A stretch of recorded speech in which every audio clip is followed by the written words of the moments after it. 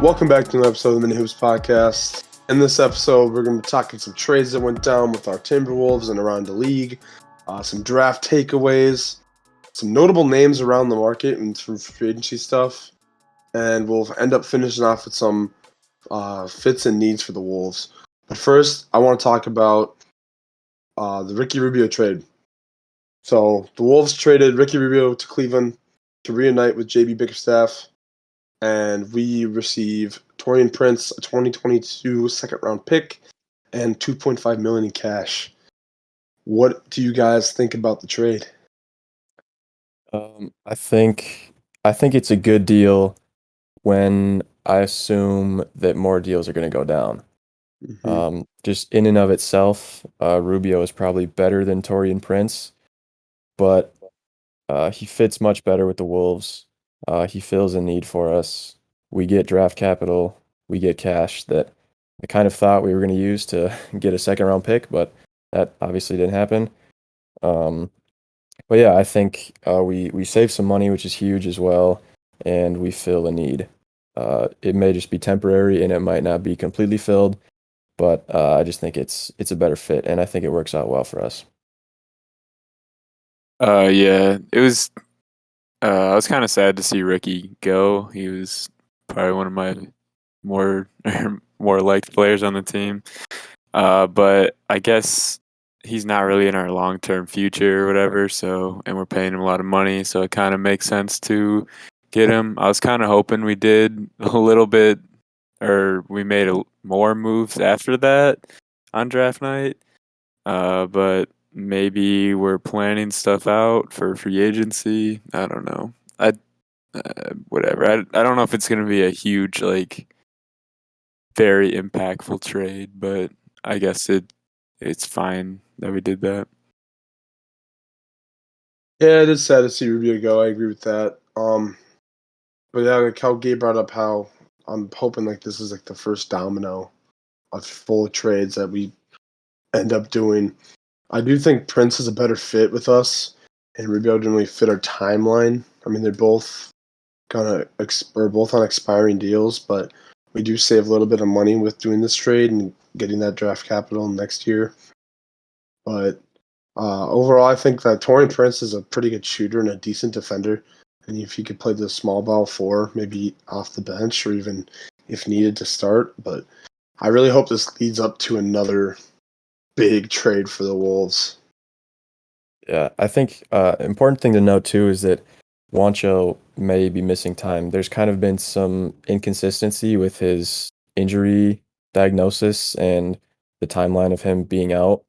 I think whether we like it or not, it seems like Wancho is going to be in the rotation, whether that's starting for or backup for. So I think acquiring Prince definitely fills that hole that could be there, definitely, uh, with or without Wancho.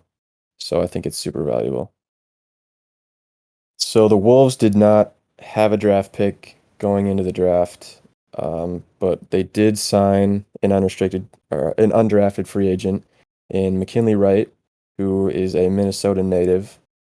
He played 4 seasons at Colorado, averaged 14.2 points, 5.2 assists, and 4.9 rebounds per game. And he's a three-time All Pac-12 player. He is a good defender, kind of brings some tenacity on that end of the floor, and can obviously score the ball pretty well with his 14.2 point average.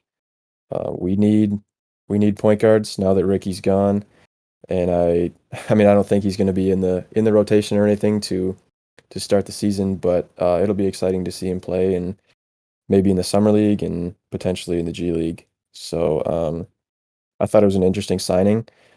He's, like I said, he played 4 seasons at Colorado, so he's kind of a seasoned college player. So he's not necessarily a project. It's kind of more of a what you see is what you get, and you know what he's going to bring to the table. But I thought it was really interesting. Uh, you guys have anything else? Anything that stood out about him to you guys? Mm. Nothing really too interesting. Besides that, he's from Minnesota and he played really well in college. I kind of wish he would have went to the U, but he went to Colorado instead, which is totally fine. But I just think that I haven't seen too much of him, and I'd like to see how he does perform in the summer league because there's most likely he's going to be there. And speaking of the summer league stuff, the Timberwolves are having a summer league event to see a practice on this Friday, upcoming Friday, August 6th, that we will all be partaking in to see how our summer league squad looks. So I'm hoping to see him shine out through this practice. But yeah, just moving on from that, the Russell Westbrook trade, probably the biggest trade that's gone down so far. The Lakers obviously got Westbrook, and Washington gets Kuzma, Caldwell Pope, Montrezl Harrell, and the 22nd pick, which I think was Isaiah Jackson. I think is what they ended up taking from that. I'm not super sure, so don't quote me on that. But I think it was. what do you I'll guys look it think? up. Yeah, what do you guys think so far on this deal? No, I thought it. Go ahead. Yeah. Sorry. I thought it was like the right move for the Lakers to make. I mean, Kuzma, KCP, Harrell, like they were all solid players for them. But I mean, they didn't get past the first round in the playoffs. Maybe that was because of injuries. But I feel like they needed to make, a big trade like this to bring in, an all-star to get them back in the championship contention. So yeah, I thought it was a good move for them. Yeah, I agree. The spacing that a lineup of Westbrook, LeBron, and Anthony Davis provides, it doesn't really matter who else is on the floor, makes me cringe.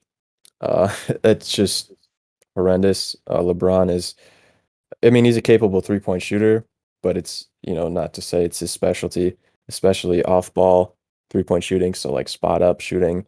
Mm-hmm. Um, They're capable all of super doing it. streaky.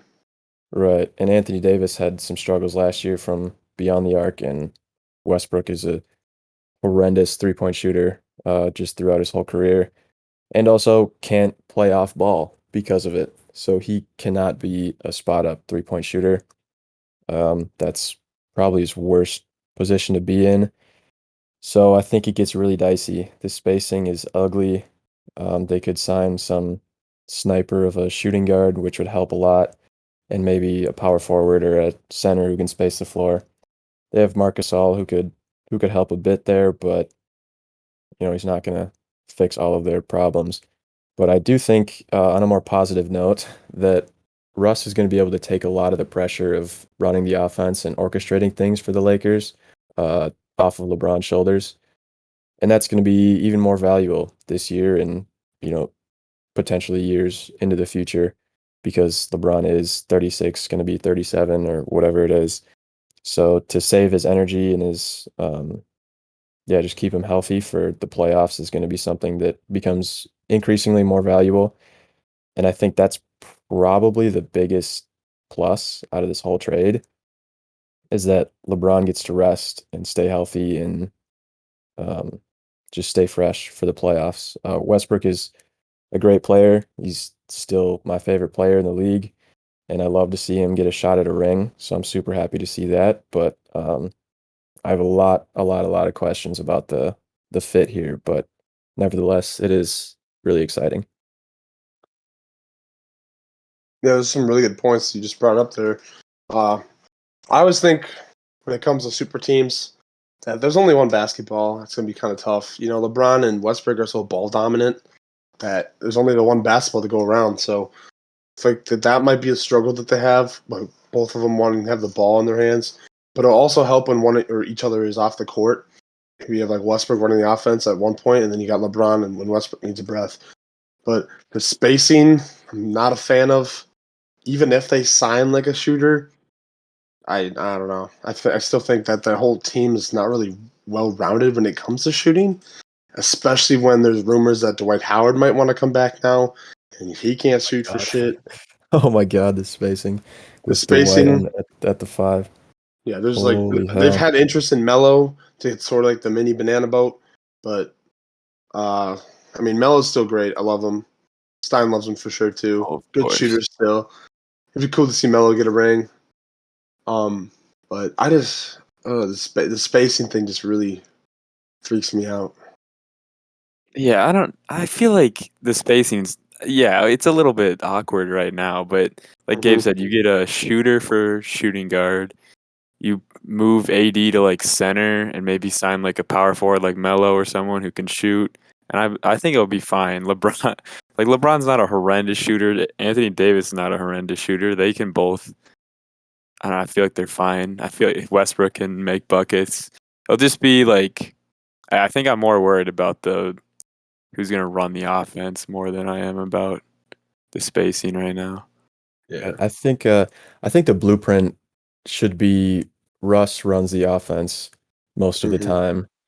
LeBron can not saying that LeBron should be a spot up player because that's obviously not where he's at his best, but Russ should probably run the offense just because he can't not do that, right? Like he's ineffective if he doesn't do that, whereas LeBron can play off the ball. And then, like you said, Anthony Davis can play the five, kind of be a stretch big. Again, he's way more capable than just being a stretch big, but he can certainly do that. Um, but I think it's going to take Anthony Davis shooting like 37, 38 plus percent from three to really make the spacing work. Like if he comes out and starts the year shooting like low 30s percentage and just can't hit threes, I think it's gonna get dicey really quick. But there is so much talent there, and I do think LeBron can overcome a lot in terms of players and egos and skills within a team. So I trust him Yeah. to figure it out, but I don't think it'll be easy. Mm-mm. A big thing is like maybe like coming into this, like having that the good relationship that probably Westbrook and LeBron have because of the Olympic teams and before. Uh, that maybe Westbrook just takes more of a role as that secondary ball handler next to LeBron for right now because I'd still say it's LeBron's team, and maybe Westbrook just goes this whole offseason work on the shot. I definitely think if he did that, it'd be really interesting to see if like he could step up his 3-point shooting because last season he shot 31.5%. His career is 30%. I say he gets up to 34. It makes a big difference.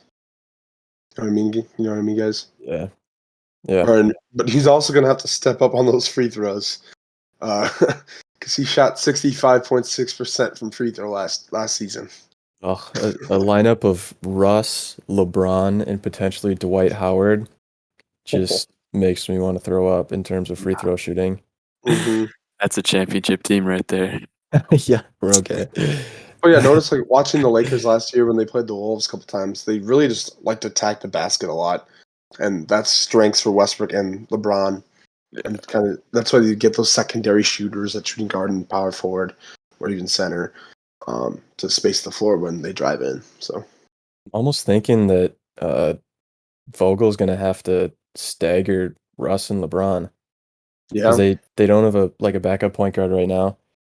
And so I'm thinking they start the game together and then they'll take out Vogel will take out LeBron like 4 minutes into the game or whatever and let Russ run the offense for the entire first. And then Russ comes out beginning of the second, LeBron runs it during the second quarter and just kind of stagger him. I think that's kind of the way to go. So I think Russ or LeBron could be like a supercharged backup point guard almost, sixth man type guy who like can run the second unit, but they'll also close the games together kind of role, which I Hmm. think would be interesting. But it's either of those guys are really expensive, like supercharged sixth mans though. Like imagine your sixth man getting like 45 million. Yeah, it's So totally I don't know. I don't not know. ideal. Interesting. It's a wild situation, but I do think they'll figure it out to some extent. I'm not saying they're gonna like win it all or anything, but um, I think they'll figure it out. Yeah, I don't think it's gonna happen right away, but it's definitely over the season. They'll get something down or even if they have to make a trade, they'll make a trade for some shooting or something. Yeah, I'm sure, but they're the Lakers. They'll figure it out. right. Speaking of questionable fits, I'm gonna pivot back to the NBA draft. Um, a pick that stood out to me, and we'll rattle off some more takeaways from the draft. But to start things off, Davion Mitchell being taken at 9 by the Sacramento Kings is, like I said, a questionable fit at best, in my eyes. They have De'Aaron Fox, who has been rumored a little bit in potential trades this offseason. So I guess if he were to go, then the Davion Mitchell pick looks a lot better. But as of right now, De'Aaron Fox, Tyrese Halliburton, and now Davion Mitchell, all in the backcourt. They did just trade DeLon Wright, so that frees up another spot. But I still don't think that was the right thing to do. I In the last episode, I said I was a fan of Davion Mitchell, and I still am, but not on the Kings. That just seems like, I mean, we all know Sacramento is not a place where careers thrive, and I don't really want to see Davion Mitchell fail there. I think he's got more potential that everyone should see, and it's a bummer to see him go there just because it's a bad fit and it's a bad organization. Although I can't really be talking about bad organizations when I'm a Timberwolves fan, but um, yeah, Yeah. with that, I'll pivot to you guys. Yeah.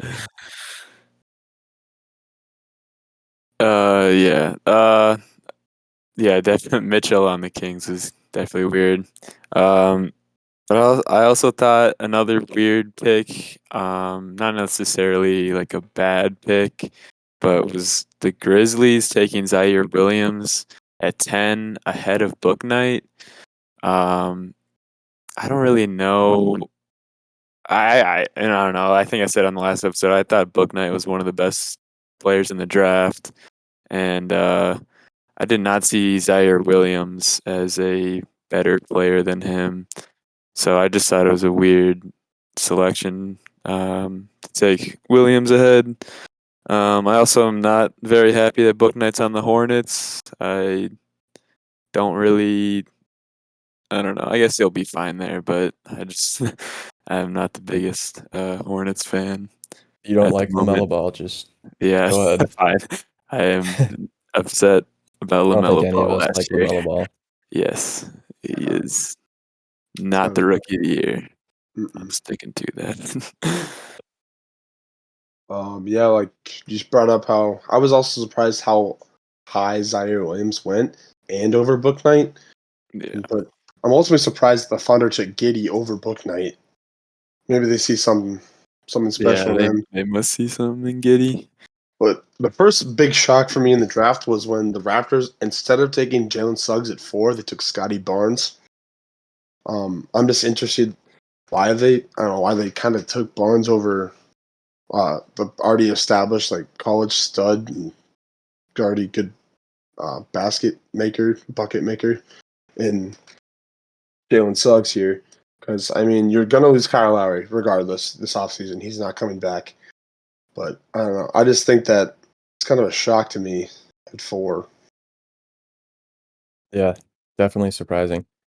Um, and then lastly, or not lastly, but the Hawks overall, I think, had a really good draft.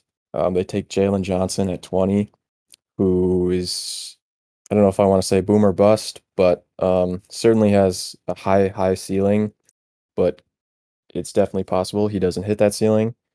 Um, but the Hawks can definitely afford some risk at this point. Um, Cam Reddish is another guy who's kind of, or who was a risky pick, but looks like he's kind of coming into his own. And then they take Sharif Cooper at 43, who was, I think people expected him to go a little higher. They kind of need a backup point guard, especially if Lou Williams isn't going to be there. They did just trade for DeLon Wright, so maybe that uh, takes a little bit of value from picking Cooper, but Cooper can still play in summer league and potentially the G League and maybe make the roster. Who knows? But yeah, I think those are two really good picks, and I think the Hawks kind of killed it again with their draft, like they've been doing the past few years. Yeah, I think that the Hawks had a really good draft. But another team to keep in mind had a really good draft was the Warriors getting Kuminga and Moses Moody.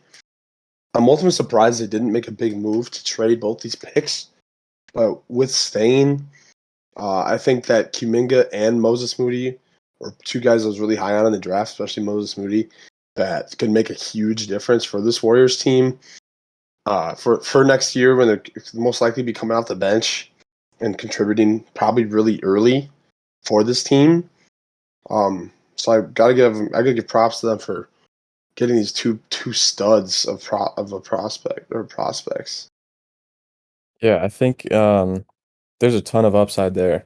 I think the idea of getting younger and building for the future while also getting guys who can help Steph and Clay contend for a championship right now is super interesting.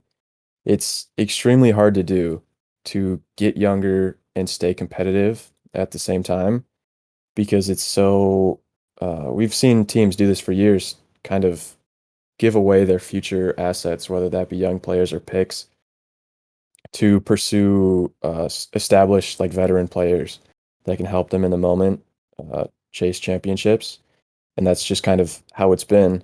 So I'm also really surprised that they didn't trade these picks or make a move to get rid of their young talent. So I guess before the draft it was Wiseman in 7 and 14 um, Mhm. to get established players. But I think if they can pull it off, like if Kuminga and Moody turn out to be valuable players like next year, it's going to be huge, huge props to the Golden State front office because everybody expected them to trade their young talent.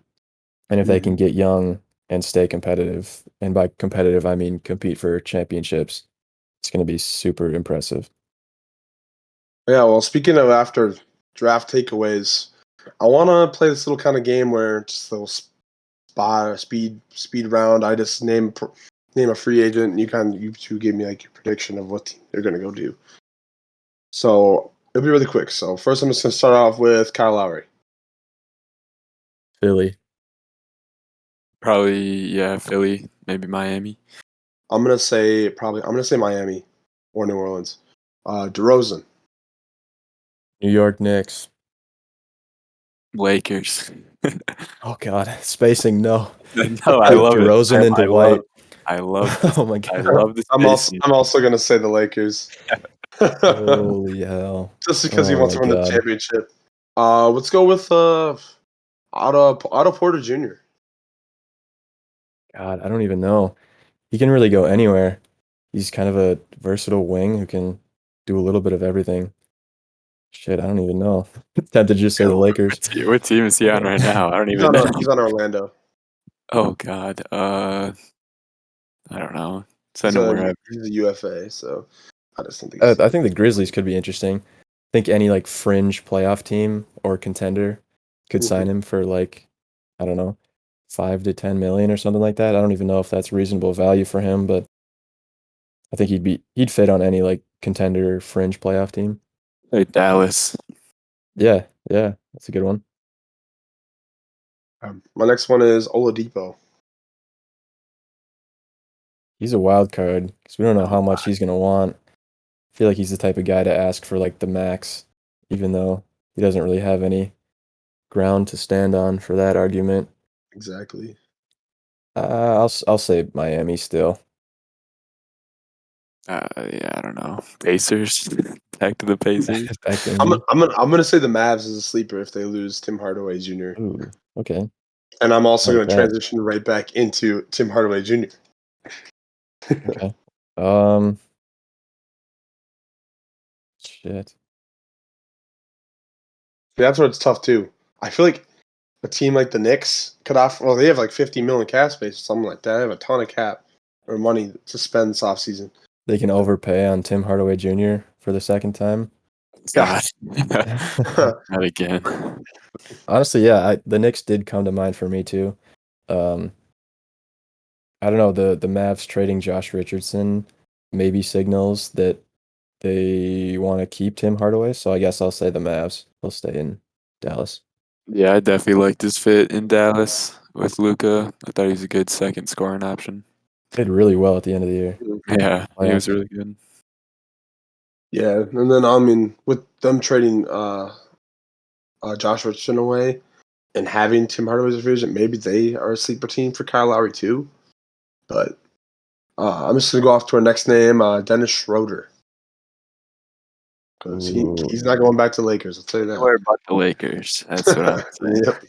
Yeah, they can only sign or acquire players who can't shoot, so can't have Schroeder coming back. My prediction for Schroeder is just any bad team that'll give him a ton of money. Doesn't matter which team it is. Mm-hmm. Any lottery team with cap space. The Wizards, Yeah, fuck it. Might as the well. Kings, Or the Kings. Get another point Another guard. guard and Yeah. Send him to Orlando with the other 5 point guards they have right now. Oh yeah. That would be funny. I'll do a couple more. We'll throw out Bobby Portis.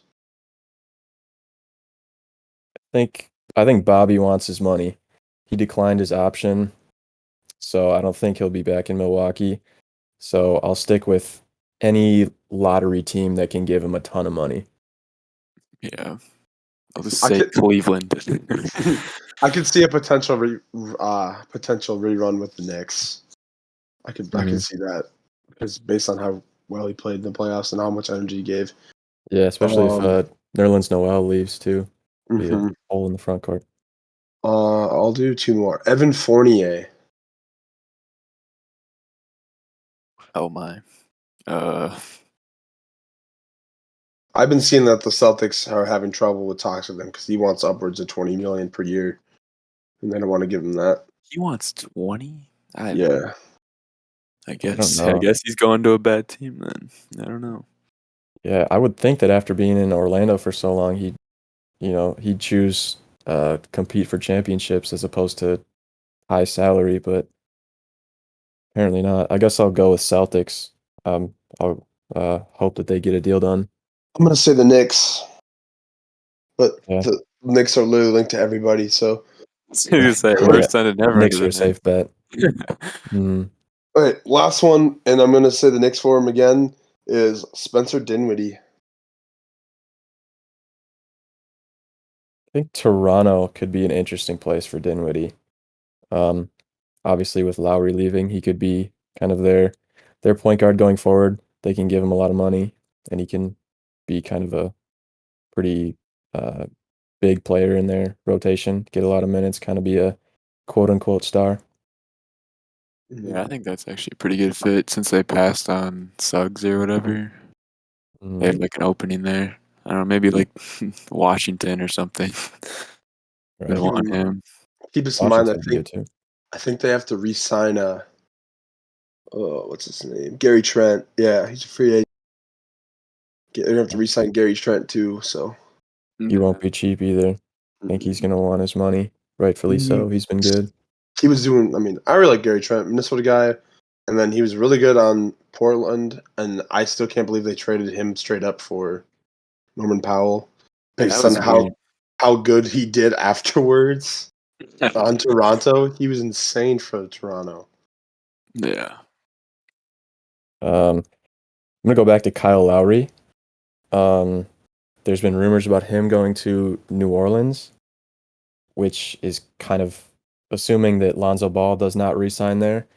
And I would like to hear what you guys have to say because I just can't understand why that would happen. New Orleans is not going to be a good team with or without him, and they're not going to be able to give him as much money as other teams would. So if Lowry just wants his money, which I don't think he does, there are way better teams for him in that case, and there are contenders that he could sign with and still get a good amount of money, like Philly.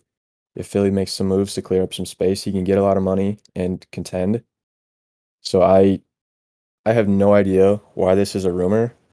I don't understand why Kyle Lowry would want to go there because he's a free agent. So I don't know why he would voluntarily choose to go to New Orleans over any of the contenders. So yeah, what do you guys think about this? Curious to hear.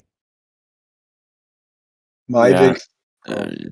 It's definitely a weird fit or whatever. Or not really a weird fit, but it's just a weird decision to go there because I don't think the Pelicans are going to be contending anytime in the next few years.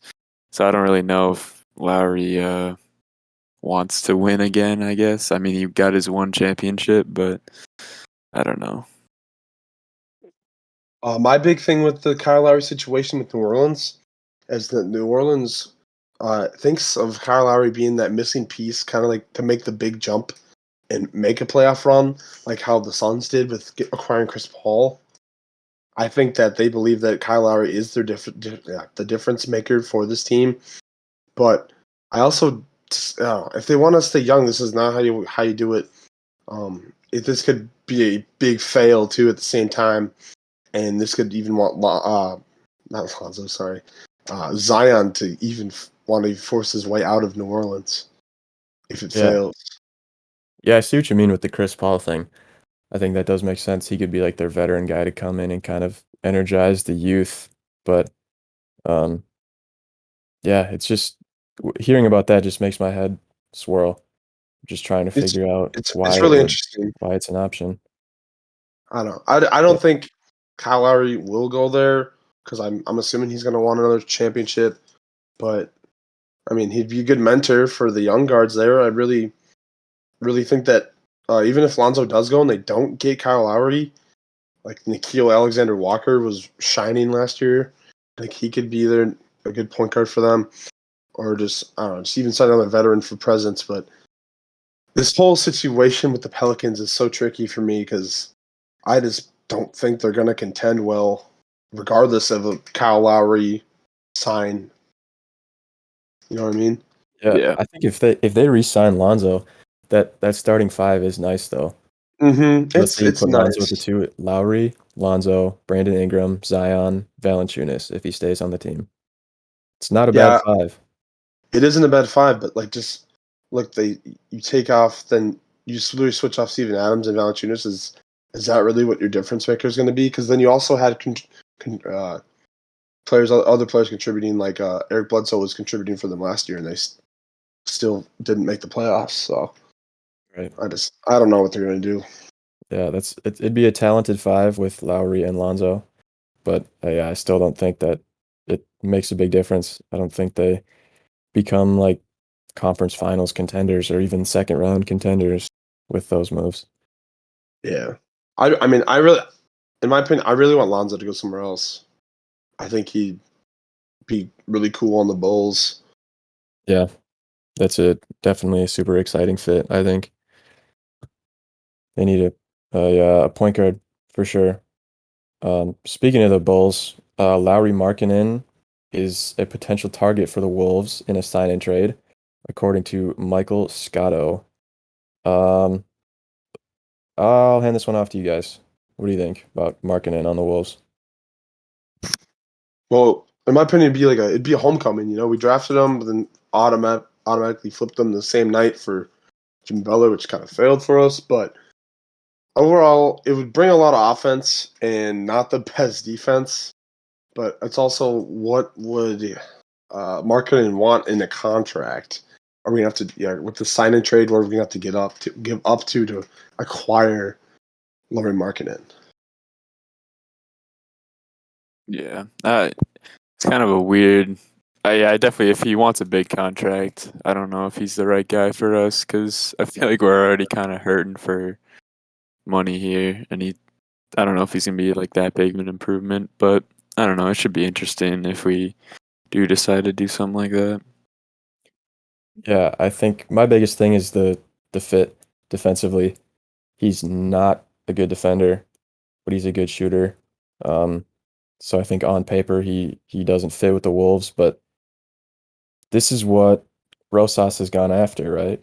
Is he values shooting a ton, which he's Mm-hmm. proven. Guys like Hernan Gomez is like the perfect guy that he brought in to kind of play the four or play, whatever position, I guess. But so it doesn't surprise me they were interested in him because he fits the mold of a Gerson Rosas four or a Gerson Rosas big, I guess. But there's no defense. That starting five, if he does start for us, is just so bad defensively. So Yeah, but big questions about that. Gerson goes a different way of thinking. with how he likes the basketball being played. He thinks, you have all these scores on the court. If you can score more points than the other team, then you should be able to win games. But the thing he doesn't realize is you still have to make defensive stops. And what if your players aren't shooting well? Yeah, yeah. It it makes us a lot more multifaceted, I think, to an extent. Like come playoff time when we're talking about that, like having shooters around your stars will make it a lot easier to win games and to succeed. And I mean in the regular season too, but um yeah, I mean come playoffs, defense also matters just as much as shooting and other things. So it's no doubt that Markkanen's a good shooter and that he could improve our offense, but yeah, I'm not a big like double down on offense kind of guy. I'd prefer a blend of offense defense, but um, I do understand that there are teams out there, super teams that you have to compete with, and they have some of the best scorers in the league on one team. So I understand the thought process if that's what he's going for, but Mm-hmm. I'm not confident it'll end well. I mean, it'd be really nice because, it'd be hard to stop us because we have so many options that can score the ball. But it will make it really getting Markkanen. It will really help the spacing too, but it will also just destroy the defense. I think the perfect fit for us at the moment that shouldn't be too expensive is like a Miles Turner. If you were to acquire a player in a trade, besides getting someone in free agency, but I think on Miles Turner with the already great rim protecting in that that he can spread the floor and make those 3-pointers if needed to, but uh, there's ways to fill gaps here with free agents. Minnesota isn't the most fascinating free agent destination for players, but we have this core building right now, and we just need players to contribute, and we want to we want to recruit players and stuff too. So I don't know. It's just in these next coming days, I expect the Wolves to make a big move here. Yeah, I think the next coming weeks is the time to make that move. I agree. I think Turner's probably my favorite out of like the Simmons, Turner, Collins trio. I'd Mostly also just throw because, Siakam in there too. yeah, yeah. I think But if the I'd Wolves still don't put make a move, Turner at I'm going to the be top, very disappointed. right? Yeah, it makes the Torian Prince deal look quite a bit worse if we don't do anything else. Yeah. Um, but I do like Turner. A couple other names that kind of fit the mold of this defensive big that we're looking for are guys like Jermichael Green, Paul Millsap, Al-Farouq Aminu, Rudy Gay, Zach Collins. Those guys could all fill that void, at least to a certain extent. Maybe not the long-term answer, but and certainly we don't know how gettable these guys are, and we don't know if they want to come to Minnesota. Probably safe to assume that they don't. But Doug McDermott could be another guy who not necessarily a four, but just another shooter who shouldn't be super expensive. Patty Mills is a point guard that we could target. Again, I don't know if Patty's going to want to come and play in Minnesota, but he would certainly be valuable for our young guys. Any other free agents that you guys are looking at here before it opens tomorrow? I mean, I kind of brought up earlier before we started recording that, the DeMar DeRozan fit would be really interesting with us because he did play power forward at the Spurs last year. Um, but it does get rid of. It brings you a little bit of defense, but then the spacing also gets kind of wacky, and that he's ultimately probably not going to want to come here because it's Minnesota. But I also think Paul Millsap is also a really interesting fit. We've been linked to him for years now. We've been trying to get him next to Cat. Maybe they finally do it, but it might just be too late for it. But I think he could still bring that veteran leadership, and he's still a good player that he could help this team move forward into getting into the playoffs or even the playing games. Yeah, I do agree with Millsap. Be probably a good fit, just a veteran, uh, leader we kind of need. I mean, yeah, the free agency all depends on who's willing to come to Minnesota, I guess. But I think we might. I think our biggest need right now is for sure a backup point guard because after trading Ricky, we don't really have anyone. So I don't know. Maybe No McLaughlin either. Likely. yeah. So I don't know. Maybe we might have to settle on some of these like smaller name point guards in free agency. Maybe like I don't know TJ McConnell if he's Jeff Teague. available or something. Jeff Teague. No, I Maybe try don't really and want Jeff bring Teague. back. Maybe try and bring back Derrick Rose somehow. Yeah, there we go. I don't know. That'd be interesting, but I think Derrick Rose has been getting a lot of interest returning back to Chicago. Definitely gonna go somewhere else. Well, yeah, those are all some really good names that you brought out there, Gabe and Stein. That who knows? Maybe they end up signing with our Wolves here. So that's been a great episode, and we'll see you on the next one.